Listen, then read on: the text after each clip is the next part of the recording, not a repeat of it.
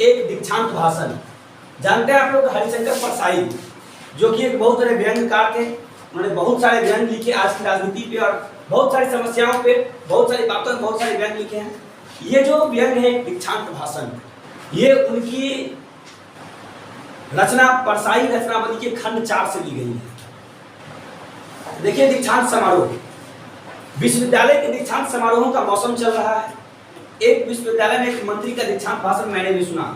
भाषण ज्यों का त्यों दे रहा हूं। देखिए भाषण क्या है। नेताजी आ गए हैं भाषण देने, भाषण दे रहे हैं। कहते हैं, प्यारे विद्यार्थियों, इस समारोह में छात्रों से ज्यादा पुलिस के सिपाही देखकर मेरा मन आनंदित हो उठा। देखिए सिर्फ 20 वर्षों में हमने कितनी प्रगति कर ली। दुनिया में बहुत पुराने विश्वविद्यालय होंगे और वहां पर भी एक छात्र के पीछे एक पुलिसमैन नहीं आया। देखिए नेताजी कितनी अच्छी बात कह रहे हैं। भाई साहब, अगर आदमी से ज्यादा पुलिस है मतलब दंगे भड़कने की संभावना, इसलिए उसमें पुलिस है। शासन को तो इस प्रगति का श्रेय है ही, आप लोगों को भी कुछ श्रेय है। लेकिन नेता लोग जहां जाएंगे हर चीज का श्रेय लेना चाहेंगे, चाहे चीज जैसा भी हो। मैं तो उस दिन की कल्पना कर रहा हूं जब आप लोगों में से हर एक के बाथरूम के पीछे एक सिपाही होगा। अगर शासन और छात्र अगर परस्पर सहयोग करते रहे, दोनों ने प्रयत्न किए, तो वह दिन दूर नहीं है जबकि उप कुलपति के आसन पर पुलिस का थानेदार विराजमान होगा। आप इस दिशा में जो प्रगति कर रहे हैं उसकी मैं भूरी भूरी प्रशंसा करता हूं। शासन इस दिशा में जो करता है वो आप जानते ही हैं। विश्वविद्यालय और पुलिस को निकट लाने के लिए शासन पूर्ण प्रयत्न करेगा। यह आश्वासन मैं इस पवित्र अवसर पर आपको देता हूं। देखिए आप लोग वोटिंग करने लगे, हल्ला गुल्ला करने लगे। हल्ला गुल्ला नहीं कीजिए, समझिए कि आप लोग यहाँ जितने व्यक्ति हैं उससे अधिकतर पुलिस लिए हुए हैं। ये हमारी तरक्की का श्रेय है।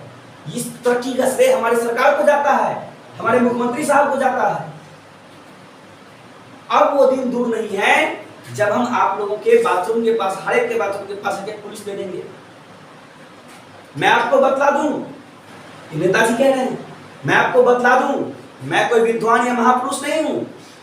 प्रश्न उठता है, फिर भी मैं इतने बड़े समारोह के लिए क्यों बुलाया गया? दीक्षांत समारोह में भाषण के लिए क्यों बुलाया गया? जवाब साहब, मैं अगर इस बार भी ना बुलाया जाता तो ग्रांट रुकवा देता। ग्रांट का मतलब है किसी का परमिशन, ठीक है? तो विद्यालय का जो आगे बढ़ाने का परमिशन था उसको मैं रुकवा देता, तब आप लोगों का पढ़ना बंद हो जाता और आप लोगों का भविष्य अंधकार में डूब जाता। तो आप लोगों को बचाने के लिए, आपका भविष्य अंधकार में ना हो, यही सोचकर मैं दीक्षांत भाषण देने यहाँ आया हूँ। देखिए फिर आप लोग शोरगुल करने लगे। शोरगुल नहीं कीजिए, ये हुटिंग नहीं कीजिए। हमें आजकल हर जगह हुटिंग का सामना करना पड़ता है। अनपढ़ जनता की हुटिंग से तंग आ गए हैं। ये तो अच्छा है कि आप लोग पढ़े लिखे लोग हैं, आप लोगों के हुटिंग का सामना करना पड़ता है तो अच्छा भी लगता है। यह मेरे लिए गौरव की बात है। इस वक्त जब मेरे साथी, दूसरे मंत्री, गवर्नर लोगों के द्वारा हुट हो रहे होंगे, मैं विश्वविद्यालय में हुट हो रहा हूं। इससे मेरा आस्था बढ़ता है। शोरगुल, आवाज कसी और हुटिंग के लोगों मामले में मैं आप लोगों की क्षमता जानता हूं। देखिए विद्यार्थियों कह रहे हैं कि ये शूटिंग के मामले में, हुटिंग के मामले में मैं आप लोगों की आवाज को जानता हूं कि आप लोग बहुत कुछ कर सकते हैं, बहुत अलग तरीके से आवाज उठा सकते हैं, आप बहुत कुछ बोल सकते हैं। मैंने कोयल से पूछा था, बहन जी आप पेड़ों पर बैठी क्यों गाती है? उसने कहा, पहले मैं शहर में गाती थी पर विश्वविद्यालय के लड़कों ने हुट करके भगा दिया। देखिए कोयल भी आप लोगों से डर के शहर छोड़ के पेड़ पे भाग गई, इसलिए पेड़ पर बैठ कर गाना पड़ता है। मैं यह भी जानता हूं कि मोर पहले यहां स्टेज पर नाच करता था, पर आप लोगों ने कंकड़ मारकर उसे भी जंगल में भगा दिया। जाइए विद्यार्थी सब, मैं जानता हूं कि मेरी जगह पर अगर बृहस्पति भी भाषण देते वो भी हुट कर दिए जाते।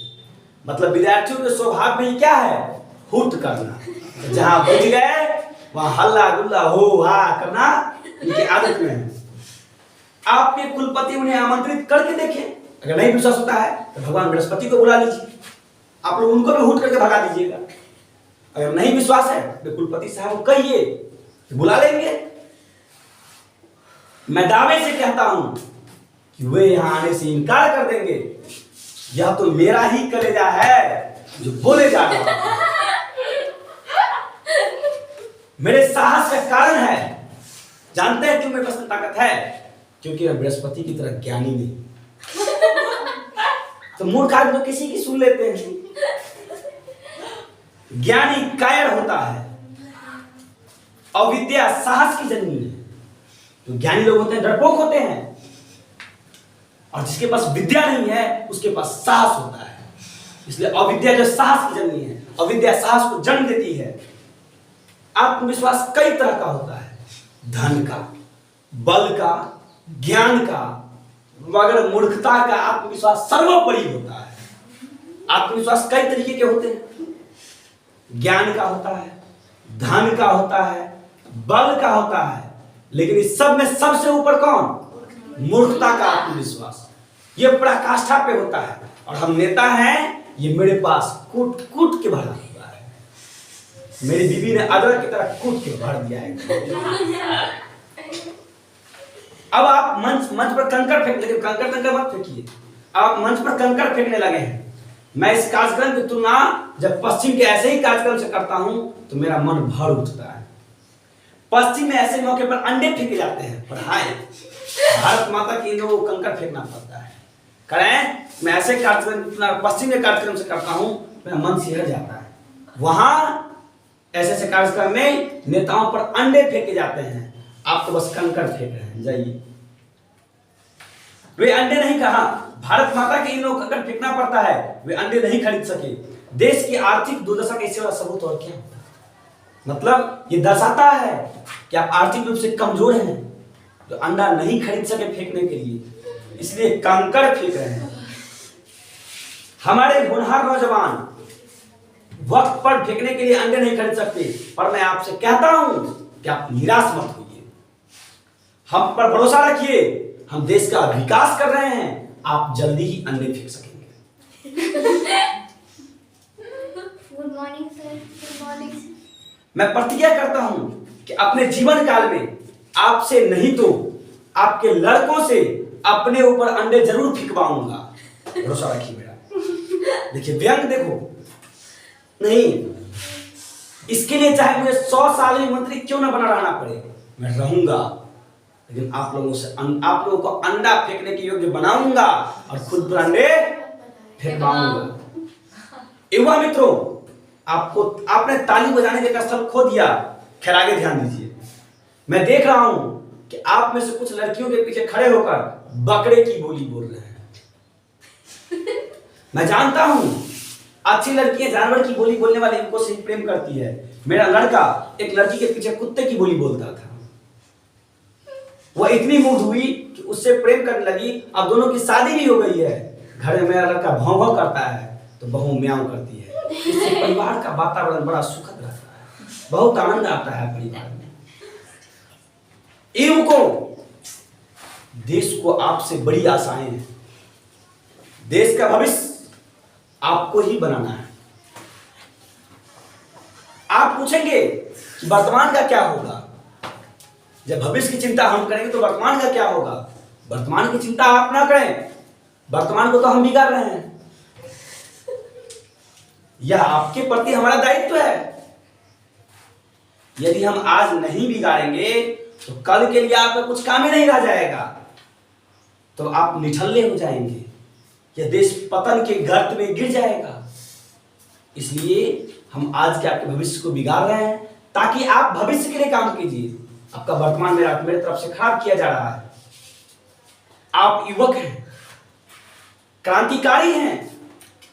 मैं आपके क्रांतिकारी आंदोलनों का बड़े ध्यान से देख रहा हूं। जब आप बस कंडक्टर और सिनेमा गेट कीपर के विरुद्ध क्रांतिकारी आंदोलन करते रहेंगे, तब तक हम सुरक्षित रहेंगे। मैं आपसे अपील करता हूं कि इन्हीं के खिलाफ आंदोलन करते रहें। जिस दिन आप बुनियादी परिवर्तन के लिए आंदोलन करेंगे उस दिन हम उखड़। लेकिन नेताजी बहुत बड़ी बात कह रहे हैं कि आप ऐसे ही बस कंडक्टर के खिलाफ आंदोलन कीजिए।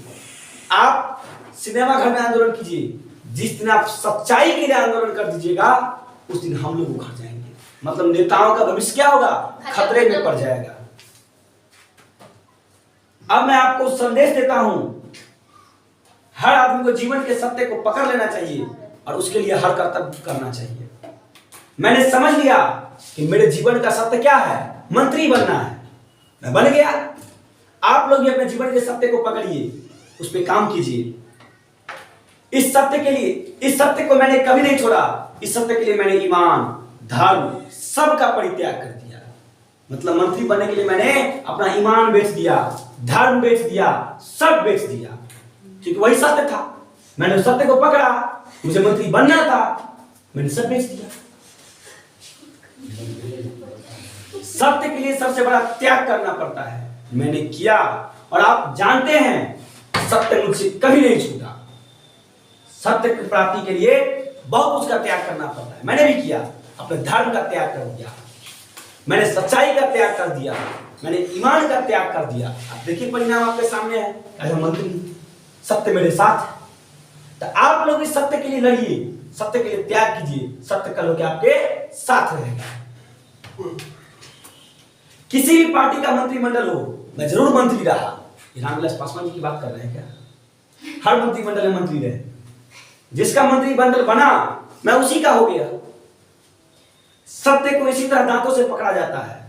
आप मेरे आदर्श पर चलें, विश्वविद्यालय के जीवन में आप यदि तय कर लें कि आपका सत्य डिग्री लेना है, इसके लिए पेपर आओ, वह नकल से लेकर अध्यापक से मारपीट तक करे। अगर आपने सत्य को पकड़ लिया कि मुझे डिग्री लेना है, तो डिग्री लेने के लिए आप पेपर आउट करवा दें, नकल कर लें, टीचर से मारपीट करें, सब जायज है, क्योंकि सत्य है कि हमको डिग्री चाहिए। उसके लिए जो करना पड़े आप सब कीजिए। सत्य से बड़ा कुछ नहीं है। पहला संदेश नेताजी का कि सत्य से बड़ा कुछ नहीं है। मेरा दूसरा संदेश यह है कि आप लोग राजनीति में भाग न लें। अगर आप राजनीति में भाग लेंगे तो हमें राजनीति छोड़नी पड़ेगी। आप लोग चरित्रवान बने, अगर आप चरित्रवान न बनेंगे तो हमें बनना पड़ेगा, और हमारी अब चरित्रवान बनने की उम्र नहीं है। अगर आप लोग अपना चरित्र नहीं ठीक कीजिएगा तो हमको अपना करना पड़ेगा, और हम अपना ठीक करें। अब हमारा वो अवस्था नहीं रहा, हमको छोड़िए, बेईमानी करने दीजिए, हम जिंदाबाद हैं। हमें इस धरती में भी ईमानदार बनना पड़ेगा। इसमें कितना क्लेश होता है, इसे आप कच्ची उम्र के लड़के नहीं समझ सकते। तो ईमानदार बनने का कितनी समस्याएं आती है आप लोग नहीं समझिएगा। आप लोग बच्चे हैं अभी आप लोग आनंद लीजिए, अपना चरित्र बनाइए, सुंदर भविष्य बनाइए, सत्य की खोज कीजिए। लेकिन हम लोग के पीछे मत आइए, आप राजनीति में मत आइए। मेरी इच्छा है कि आप देश के सच्चे सपूत बने। अगर आप नहीं बनेंगे तो हमें बनना पड़ेगा, और हमारे सच्चे सपूत बनने की उम्र नहीं रही। मतलब आप लोग सच्चे इंसान बनिए, अच्छे इंसान बनिए। अगर आप नहीं बनेंगे तो हमको बनना पड़ेगा, और अच्छा इंसान और सच्चा इंसान बनने का मेरा उम्र रहा नहीं। अवस्था खत्म हो गया, अब हम सच्चे नहीं बन सकते, अब हम अच्छे नहीं बन सकते। तरुण मित्रों, तरुण मतलब क्या कर रहे हैं? नए युवा मित्रों, देश को आपका ही भरोसा है। आप पर भरोसा नहीं करेगा तो उसे फिर हम पर ही भरोसा करना होगा, और यह उसके लिए अच्छा नहीं होगा। क्या कह रहे हैं कि देखिए, देश को आप पे भरोसा है युवा साथियों। अगर युवा पे भरोसा नहीं होगा देश को, तो फिर हम नेताओं पे देश को भरोसा हो जाएगा, और देश को हम पे भरोसा हो जाए तो आप जान सकते हैं देश का हम क्या हाल करेंगे। खोखले खजाने को भी खोखला कर देंगे। तरुण मित्रों, आपको यह विदित ही है कि समारोह में मुझे भी आपके साथ कानून की डायरेक्ट बिना किसी इम्तिहान के पास के सम्मान मिल रहा है। आपको पता है कि मुझे बिना कोई परीक्षा दिए हुए आज यूनिवर्सिटी में क्या है, सम्मान मिल रहा है। यह बड़ी स्वस्थ परंपरा है कि जो परीक्षा पास न करे उसे सम्मान पूर्वक डिग्री मिल जाए। आज मैं भी आपकी तरह छात्र हो गया हूँ। मेरे मन में छात्र जीवन की सुखद स्मृतियां जाग उठी है। किसी कवि ने कहा है, आहा छात्र जीवन भी क्या है, क्यों न इसी सबका मन चाहे। डॉक्टर बनने अधिक फिर क्या कारण है, डॉक्टर बनने की इच्छा मेरी बचपन से ही थी, पर अक्ल ने साथ नहीं दिया। यह इच्छा आज पूरी हो गई। मैं जानता हूं यदि यह मंत्री न होता तो कानूनी डॉक्टर या कंपाउंडर भी मुझे कोई ना बनाता, लेकिन जब मंत्री बन गया हूं तो मुझे डॉक्टरेट की उपाधि सम्मानित करके मेरे नाम के पीछे डॉक्टर लगा दिया गया है। अब मैं डॉक्टर हो गया। ओम शांति। तो कैसा लगा मेरा भाषण?